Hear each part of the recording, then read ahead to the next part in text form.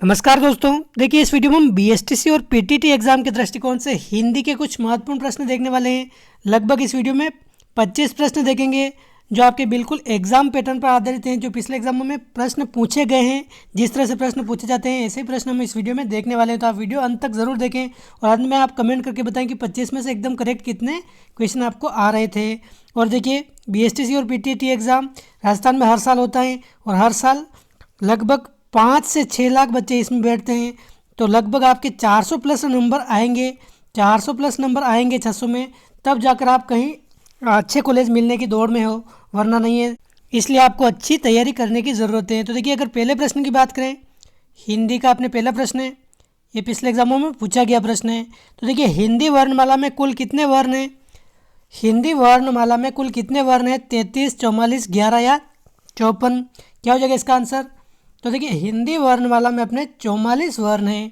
Option B हो जाएगा एकदम करेक्ट आंसर। और इसमें से 11 तो कितने हैं? स्वर हैं, 11 स्वर हैं। 33 हैं व्यंजन, 33 है व्यंजन। इन दोनों को मिलाकर अगर देखें तो कितने हैं? 44 वर्ण। तो ऑप्शन बी हो जाएगा एकदम करेक्ट आंसर। अगला प्रश्न है, रचना के आधार पर वाक्य कितने प्रकार के होते हैं? 8, 3, 4 या 5? तो देखिए रचना के आधार पर अगर देखें तो वाक्य अपने 3 प्रकार के होते हैं। ऑप्शन हो जाएगा बी एकदम करेक्ट आंसर। 3 कौन कौन से? एक तो हो जाएगा अपने सरल वाक्य, एक हो जाएगा अपने संयुक्त वाक्य, एक हो जाएगा अपने मिश्र प्रकार का वाक्य। तो आप ध्यान रखें रचना के आधार पर अपने 3 प्रकार के वाक्य होते हैं और अर्थ के आधार पर अगर पूछे तो 8 प्रकार के होते हैं। रचना के आधार पर अपने 3 प्रकार के हो जाएंगे सही आंसर। क्वेश्चन थर्ड है, छी कितना गंदा दृश्य, यह किस प्रकार का वाक्य है? किस प्रकार का वाक्य है ये? तो देखिए क्या दे रखा है? छी और आगे विस्मयादिबोधक चिन्ह दे रखा है। ये किस प्रकार का वाक्य है? देखिए आप, इच्छावाचक, विधानवाचक, आज्ञार्थक या सरलवाचक? तो देखिए क्या हो जाएगा इसका आंसर? तो देखिए ये चारों ऑप्शन इसमें मैंने गलत प्रिंट कर दिए हैं। ये कौन सा हो जाएगा? विस्मयादिबोधक, विस्मयादिबोधक हो जाएगा। आप ध्यान रखें ये चारों ऑप्शन बाय मिस्टेक गलत प्रिंट हो गए, ये गलत टाइप कर दिए हैं। तो आप ध्यान रखें विस्मयादिबोधक इसका करेक्ट आंसर हो जाएगा। क्योंकि देखिए छी मतलब यहाँ पर घृणा हो रही है, घृणा मतलब किसी भी वाक्य में शोक आ जाए, शोक, दुख, घृणा, खुशी, इस प्रकार के वाक्य हो तो वो विस्मयादिबोधक वाक्य में आते हैं। तो आप ध्यान रखें विस्मयादिबोधक इसका हो जाएगा सही आंसर। देखिए इच्छावाचक तो ये होगा ही नहीं, विधानवाचक भी नहीं होगा, आज्ञा इसमें दे नहीं रहे हैं, तो अपने ये विस्मयादिबोधक हो जाएगा, विस्मयादिबोधक सही हो जाएगा एकदम करेक्ट आंसर। भानुदय में कौन सी संधि है? तो देखिए भानुदय शब्द में कौन सी संधि हो जाएगी? तो देखिए क्या हो जाएगा इसका आंसर? दीर्घ संधि। ऑप्शन फर्स्ट हो जाएगा इसका सही आंसर। क्योंकि देखिए अगर भानुदय का संधि विच्छेद करें तो क्या हो जाएगा? भानु, भानु धन उदय, ये इसका होता है संधि विच्छेद। भानु के ये छोटा ऊ और ये ऊ, ये दोनों मिलकर क्या बनता है? बड़ा ऊ बनता है। तो अपने ये भानुदय इस प्रकार लिखा जाता है। शुद्ध शब्द भी अगर पूछा जाए तो ये भानुदय इस प्रकार लिखा जाएगा। तो अपने दीर्घ संधि इसमें हो जाएगी, समान ये स्वर मिल रहे हैं इसमें, ध्यान रखिए आप। तो दीर्घ संधि हो जाएगी एकदम सही आंसर। अगला प्रश्न है, भरण शब्द का संधि विच्छेद कौन सा होगा? तो देखिए भरण शब्द का संधि विच्छेद क्या हो जाएगा? तो देखिए यहाँ पर ये हिंदी फॉन्ट में यहाँ पर ये प्लस नहीं लिखा हुआ आ रहा है, तो आप ध्यान रखें यहाँ बीच में प्लस है सबके। तो देखिए भरण, भरण शब्द का अगर देखें संधि विच्छेद तो क्या होता है? भर धन न, भर धन न। तो यहाँ पर ऑप्शन थर्ड हो जाएगा सही आंसर। यहाँ पर बीच में ये प्लस का निशान फॉन्ट में आया नहीं है आप, लेकिन ध्यान रखें आप, भर धन न ये हो जाएगा इसका संधि विच्छेद। और ये किस प्रकार की संधि है? भरण किस प्रकार की संधि है? व्यंजन संधि है, भर धन न और ये हो जाता है भरण। देखिए आप ध्यान रखिए व्यंजन संधि में जैसे कोई शब्द आ रहा है ई, री, र, श, इस प्रकार के अगर लास्ट में शब्द आते हैं और बाद में आ जाता है न, तो इस न का क्या हो जाता है? ये अणम में बदल जाता है, अणम में। जैसे यहाँ पर र आ गया और बाद में न आ गया तो ये हो जाएगा इस न का अणम है, तो भरण हो जाएगा। जैसे देखिए परि, इसी प्रकार के एक उदाहरण देखें, परि धन नाम, परिधन नाम, या बाद में र आ रहा है और न आ रहा है तो ये न क्या हो जाएगा? ण में बदल जाएगा, अणाम में बदल जाएगा। तो ये परिणाम ऐसे हो जाएगा, परिधन नाम परिणाम। इस प्रकार अगला क्वेश्चन है, पवन शब्द में कौन सी संधि होगी? तो देखिए पवन में कौन सी संधि है? तो देखिए इसका अगर संधि विच्छेद देखें तो क्या होता है, पो धन अन होता है, पो धन अन, ये मिलकर क्या बनता है, पवन बनता है। तो इसमें संधि कौन सी है अपने? संधि हो जाएगी अपने अयादि संधि, ऑप्शन सी हो जाएगा एकदम करेक्ट आंसर। ओ धन अ मिलकर क्या बनता है, अव मिलता है, अव बनता है, तो अपने अयादि संधि हो जाएगी एकदम सही आंसर। अगला प्रश्न है, भारत रत्न में कौन सा समास है? तो देखिए भारत रत्न कौन सा समास हो जाएगा इसमें, इस शब्द में? तो देखिए अपने इसका अगर समास विग्रह करें तो भारत का रत्न, भारत का रत्न आता है, ये अपने तत्पुरुष समास हो जाएगा एकदम करेक्ट आंसर। तत्पुरुष समास हो जाएगा भारत का रत्न यानी भारत रत्न। जैसे देखिए भारतवासी, भारतवासी ये भी आ जाए तो भारत का वासी, ये भी तत्पुरुष समास है। तो आप ध्यान रखिए तत्पुरुष समास का उदाहरण है। अगला प्रश्न है, द्वंद्व समास का उदाहरण कौन सा नहीं है?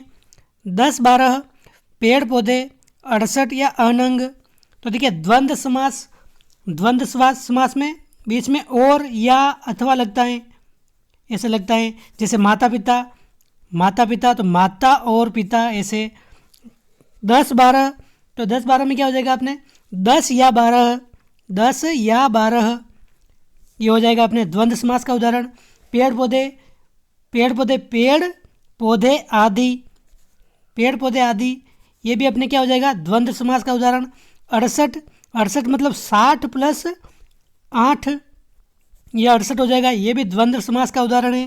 लेकिन देखिए अनंग, अनंग इसका अगर समास विग्रह करें तो क्या होता है, बिना अंग का है जो, बिना अंग का है जो, एक विशेष अर्थ निकल रहा है कामदेव के बारे में, कामदेव के बारे में, बिना अंग का है जो। तो इसका क्या हो जाएगा अपने, ये बहुव्रीहि समास हो जाएगा, बहुव्रीहि समास। तो आप ध्यान रखें ये बहुव्रीहि समास है, ये अपने अनंग क्या है, द्वंद्व समास का उदाहरण नहीं है। ऑप्शन डी हो जाएगा एकदम सही आंसर। अगला प्रश्न है, अनेक शब्द में कौन सा उपसर्ग है? तो देखिए अनेक शब्द में कौन सा उपसर्ग है, अन धन एक अनेक ऐसे होता है, तो अन उपसर्ग हो जाएगा एकदम correct answer. Option first answer इसका सही आंसर है। ये न आधा आएगा अन, ये ऑप्शन सी वाला सही नहीं है, ऑप्शन ए वाला सही है इसमें। अन धन एक अनेक, ऑप्शन फर्स्ट इसका करेक्ट आंसर है। अगला प्रश्न है, निम्न शब्दों में से कौन किसमें अ उपसर्ग नहीं है? तो देखिए निम्न शब्द में कौन सा शब्द अ उपसर्ग से नहीं बना है, ये बताना है। अचिर, अलग, अतीव या अटल, इनमें अ उपसर्ग किसमें नहीं है? तो देखिए अचिर में अ उपसर्ग है, अलग में अ उपसर्ग है, अटल में अ उपसर्ग है, लेकिन अतीव में अति उपसर्ग है, अति उपसर्ग। तो ऑप्शन सी हो जाएगा एकदम सही आंसर। अगला प्रश्न है, कालातीत में कौन सा प्रत्यय है? तो देखिए कालातीत इसका अगर संधि विच्छेद भी करें तो क्या होता है, काल धन अतीत, अतीत, काल धन अतीत, ये होता है इसका संधि विच्छेद। तो इसमें क्या हो जाएगा, अतीत हो जाएगा इसका एकदम करेक्ट आंसर। कालातीत में अतीत प्रत्यय हैं, प्रत्यय जो शब्द के बाद में लगते हैं उसको बोलते हैं प्रत्यय, ये अपने अतीत हो जाएगा इसका प्रत्यय। अगला प्रश्न है, याचक शब्द में कौन सा प्रत्यय है? तो देखिए याचक में कौन सा प्रत्यय है? तो इसमें अक प्रत्यय हो जाएगा, ऑप्शन फर्स्ट हो जाएगा इसका करेक्ट आंसर। अक, अक प्रत्यय है याचक में, ऑप्शन फर्स्ट इसका सही आंसर है। क्वेश्चन 13 है, निम्न में से देशज शब्द कौन सा है? जिंदगी, सांप, लोटा या डॉक्टर।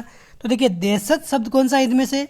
क्या हो जाएगा, लोटा। लोटा अपने एक प्रकार से देशज शब्द है, लोटा आ जाए, डिबिया आ जाए, लोटा डिबिया, ठेठ आ जाए, ठेठ, या फिर कटोरा आ जाए, ये सभी अपने देशज शब्द हैं, आप ध्यान रखें। ऑप्शन सी हो जाएगा इसका सही आंसर।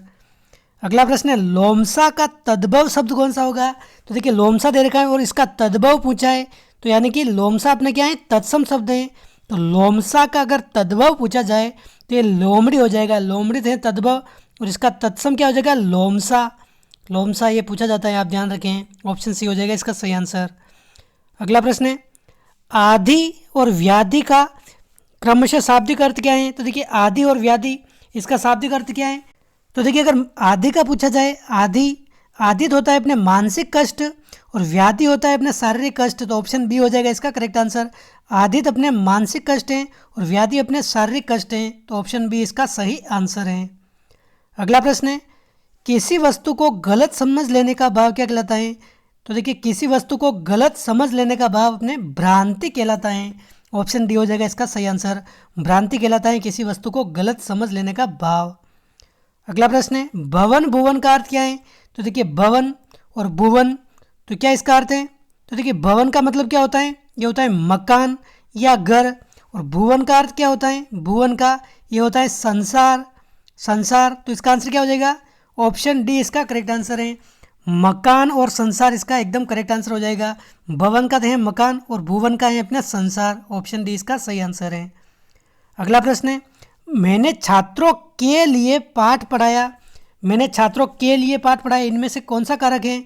आपादान, कर्ता, संप्रदान या संबोधन। तो देखिए कारक आपने पढ़े होंगे, उसमें के लिए आता है, क्या आता है? संप्रदान के लिए, संप्रदान के लिए। तो इसमें के लिए प्रयुक्त हो रहा है, ये के लिए। तो इसमें कौन सा कारक हो जाएगा? संप्रदान हो जाएगा। ऑप्शन सी इसका सही आंसर है। अगला प्रश्न है उज्ज्वल का विलोम शब्द क्या होगा? तो देखिए उज्ज्वल का विलोम शब्द क्या होगा? क्या हो जाएगा इसका आंसर? तो देखिए उज्ज्वल का अर्थ क्या होता है? सफ़ेद, सफ़ेद एक तरह से मान सकते हैं। तो इसका विलोम क्या हो जाएगा? धूमिल हो जाएगा। ऑप्शन फर्स्ट इसका सही आंसर हो जाएगा, धूमिल। अगला प्रश्न है पंडित का विलोम शब्द क्या हो जाएगा? तो देखिए पंडित, पंडित आ जाए तो इसका विलोम शब्द आपको करना है मूर्ख। ऑप्शन फर्स्ट हो जाएगा इसका सही आंसर। पंडित का विलोम शब्द क्या हो जाएगा? मूर्ख हो जाएगा। क्वेश्चन 21 है सरिता, तटिनी, आपगा, तरंगिणी ये किसके पर्यायवाची शब्द हैं? तो देखिए सरिता आ जाए, तटिनी आ जाए, आपगा, तरंगिणी, इसी प्रकार आ जाए निर्जरिणी, ये सभी अपने नदी के पर्यायवाची शब्द हैं। तो ऑप्शन बी हो जाएगा इसका करेक्ट आंसर। आपको ध्यान रखना है सरिता, तटिनी, आपगा, तरंगिणी, निर्जरिणी ये सभी अपने किसके हैं? नदी के पर्यायवाची शब्द हैं। सागर का पर्यायवाची शब्द कौन सा नहीं है? तो ये देखिए चार ऑप्शन में से सागर का कौन सा पर्यायवाची शब्द नहीं है, हमें बताना है। तो देखिए कौन सा हो जाएगा? जलधि, जलधि अपने सागर का पर्यायवाची शब्द है। अर्णव, अर्णव भी हैं, सिंधु भी हैं। और शार्दुल, देखिए शार्दुल अपने शेर, शेर या सिंह का पर्यायवाची शब्द है। शेर या सिंह का पर्यायवाची शब्द है, तो अपने सागर का नहीं है। तो ऑप्शन डी हो जाएगा एकदम करेक्ट आंसर इसका। ऑप्शन डी इसका सही आंसर है। अगला प्रश्न है खाने की इच्छा वाक्यांश के लिए एक शब्द क्या हो जाएगा? तो देखिए वाक्यांश के लिए एक शब्द भी यह प्रश्न पूछा जाता है को खाने की इच्छा, इसके लिए एक शब्द क्या हो जाएगा? तो देखिए बुभुक्षा, बुभुक्षा इसका सही आंसर है। बुभुक्षा किसे कहते हैं? खाने की इच्छा को बुभुक्षा कहते हैं। और देखिए बुभुक्षित, बुभुक्षित आ जाए तो ये क्या है? अपने जो अत्यधिक भूखा है, अत्यधिक भूखा उसको बोलते हैं बुभुक्षित। और देखिए मुमूर्षा किसे कहते हैं? मुमूर्षा क्या होता है? मरने की इच्छा, मरने की इच्छा, ये अपने ये हो जाएगा मुर्मूर्षा। तो आप ध्यान रखें इतनी सभी बातों को। खाने की इच्छा हो जाएगा अपने बुभुक्षा। अगला प्रश्न है शुद्ध शब्द कौन सा है? तो देखिए इन चारों में से शुद्ध शब्द बताना है हमें, कौन सा हो जाएगा? तो देखिए अतिथि, अगम, दंपति और आहुति ये चार शब्द दे रखे हैं। तो देखिए अतिथि, अतिथि इस प्रकार लिखा जाता है, ये शुद्ध होता है। लेकिन इसमें ये मात्रा बड़ी दे रखी है तो ये अशुद्ध हो जाएगा।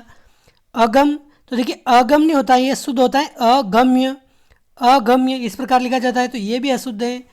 आहुति, तो देखिए आ और ये हु छोटी होती है और ती इस प्रकार लिखा जाता है तो ये भी अपने अशुद्ध है। लेकिन देखिए दंपति एकदम शुद्ध शब्द है, दंपति को इसी प्रकार से लिखा जाता है। तो ऑप्शन सी हो जाएगा एकदम करेक्ट आंसर, यह शुद्ध शब्द हैं। अगला प्रश्न है गागर में सागर भरना, इस मुहावरे का क्या अर्थ है? तो देखिए गागर में सागर काफ़ी महत्वपूर्ण प्रश्न है। तो देखिए जैसे कोई मैराथन क्लास चल रही है, पूरी सब्जेक्ट का रिवीजन मात्र 2 से 3 घंटे में करा दे कोई आदमी, कोई सर करा दे आपको रिवीजन 2 से 3 घंटे में, मतलब कम से कम समय में कम से कम शब्दों में अधिक भाव भर देना, उसको कहते हैं गागर में सागर। तो कम शब्दों में अधिक भाव भर देना उसको बोलते हैं गागर में सागर। तो आप ध्यान रखें ऑप्शन सी हो जाएगा इसका करेक्ट आंसर। तो दोस्तों ये थे इस वीडियो के 25 महत्वपूर्ण प्रश्न हिंदी से संबंधित। इनमें से आपको कितने क्वेश्चन एकदम करेक्ट आ रहे थे आप कमेंट करके बता सकते हैं। वीडियो अच्छा लगा है तो लाइक कर सकते हैं और अपने दोस्तों के साथ भी आप ज़रूर शेयर कर सकते हैं अगर आपको अच्छा लगे तो। दोस्तों इस वीडियो में बस इतना ही, मिलते हैं अगले वीडियो में। जय हिंद, जय भारत।